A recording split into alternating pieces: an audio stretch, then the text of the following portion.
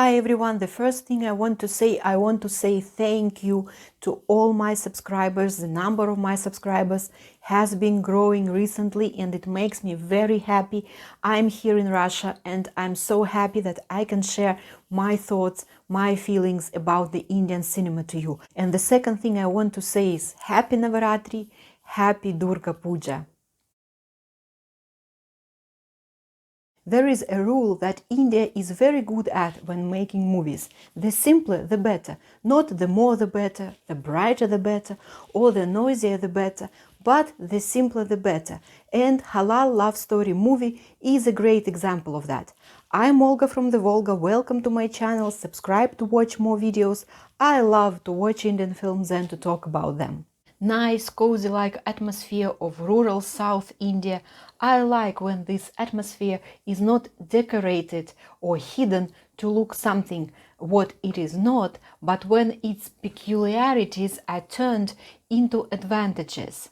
Look at these two pictures, one from the beginning of the movie.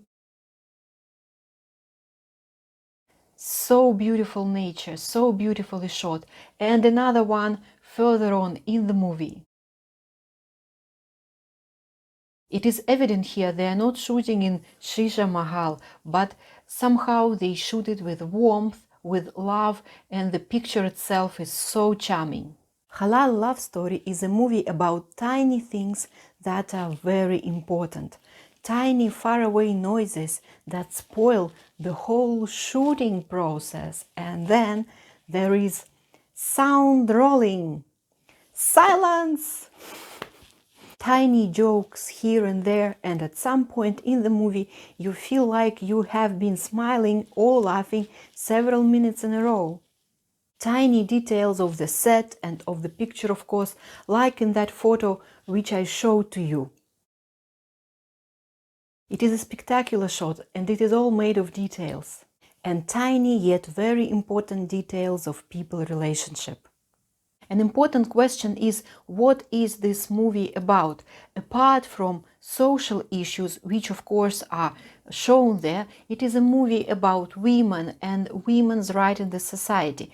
There is a focus on these issues in the movie, and we see that also from tiny details, like from the fact when Sharif talks to Zuhra and asks her to act in the movie for him. We see that her role in the family is not the role of a person who makes decision, for example, or that detail when she starts crying at the training, yes, and we realize that there is something emotional going on inside her, and she has had to keep it to herself for a long time, and she's opening up, and so many emotions, so many things happening here that she deals with them. Then she makes her way and she actually can act better than her husband. So a lot of focus is there on women and women's rights. But the main question I have, is this movie actually about women's rights or is it about men? Isn't the main idea of the movie to show that women, although deprived of some rights by the society, can be flexible, develop, learn, while for men the most difficult thing is to admit his mistake, especially if this mistake was pointed to him by a woman. And we literally see how difficult it is for Sharif to admit his mistake. And I think it is wonderful how the suspense of the movie is growing, building up, and we are thinking, what is that main point of the movie? And the suspense is building up to the point when practically Sharif has to admit his mistake to change the life of his family for the better. A few words about the actors of the movie. So the main character is Indrajith Sukumaran. I think he did a really good job of playing the character of the husband who has all these inner conflicts inside himself, but again, not huge inner conflicts, but tiny conflicts that can actually ruin a relationship if they are not resolved. Indrajith Sukumaran a little bit looks to me like Kamal Hassan. Well, he's a little bit different, but also his face is very expressive and can show a lot of not only open but hidden emotions too. Joju George playing the director of the movie. I think he really nicely played the character of a person who has lots of issues, but who also has very good intentions in making a good movie. And on the one hand, he wants to do it his way. On the other hand, he says yes to some wishes and requests from the group of the filmmakers who approach him, and his family conflict is very dramatic. And by the way, I find it a little bit upsetting that this conflict was not resolved in the movie, so we do not know what happens later on and how the situation goes. So his character in general is like a symbol of a conflict. Yes, a conflict that is there, a conflict that is going on, and he's showing how difficult it is to deal with the conflict.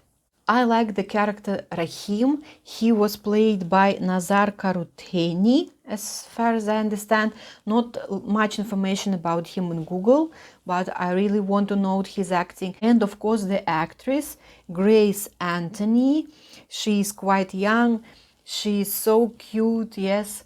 And not much makeup, you know, she's always wearing a shawl, but still she manages to show that beautiful wife, gentle, peaceful, quiet, but at the same time joyful.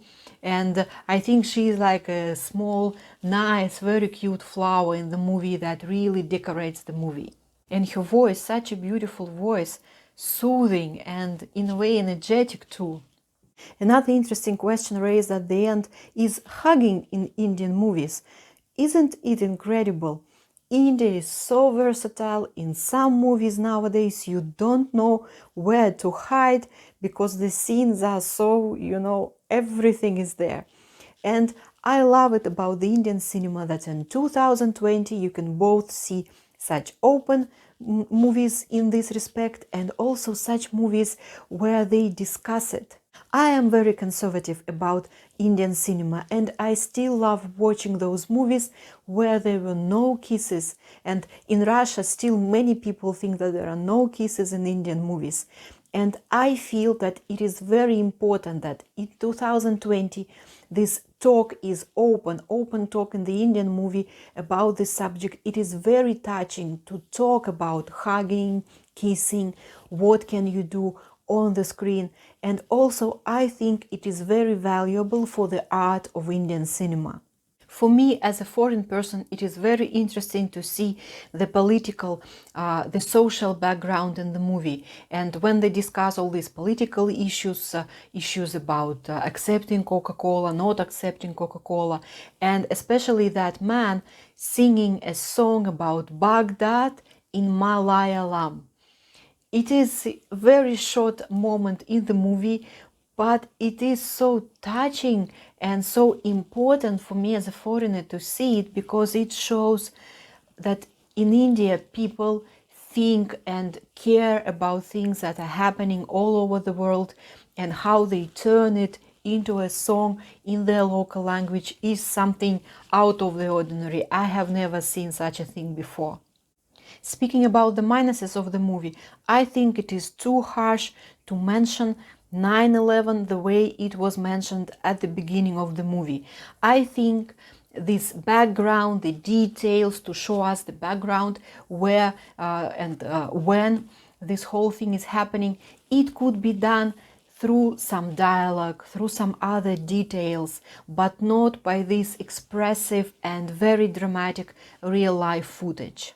Another minus for me is that there are no proper songs in the movie where a man and a woman, or a man or a woman, sing. Well, in a way I understand that it is not actually a minus, but it is a trend, because recently in 2020 especially there have been quite a few movies where the songs were just in the background. Gulabu Sitabu, Khuda Hafiz, Shakuntala Devi, Dil Bichara.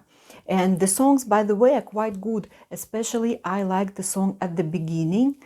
I don't understand Malayalam, but it seemed to me it was something like Sundar Narayana, with the views of the beautiful nature. And these light songs add up to the pleasant ambience atmosphere of this movie. Speaking about my overall impression of Halal Love Story, I really enjoyed it. As I said, I love the atmosphere of South Indian movies, and plus I really like movies about making movies, starting from the old movie Pyar Kiya Ja, where the character of Mahmood was acting as a director, as movie maker, and he was trying to shoot Mumtaz, yes, as a heroine in his movie, and up to Chintu Ji, yes, where Rishi Kapoor is making a lot of fun of the life of an actor. And Halal Love Story is another movie in this list. I think I would rewatch this movie in order to dive into the greenness of South India, in order to enjoy this movie about filmmaking and to see. Really, I enjoyed the acting of Grace Antony. Her smile, her voice, and all these dialogues in the movie. So definitely for me, it is a movie to rewatch. Thank you very much for watching my video. I'm Olga from the Volga. Subscribe to my channel, put likes, write comments. I love to watch Indian films and to talk about them. Phir milenge and namaskaram.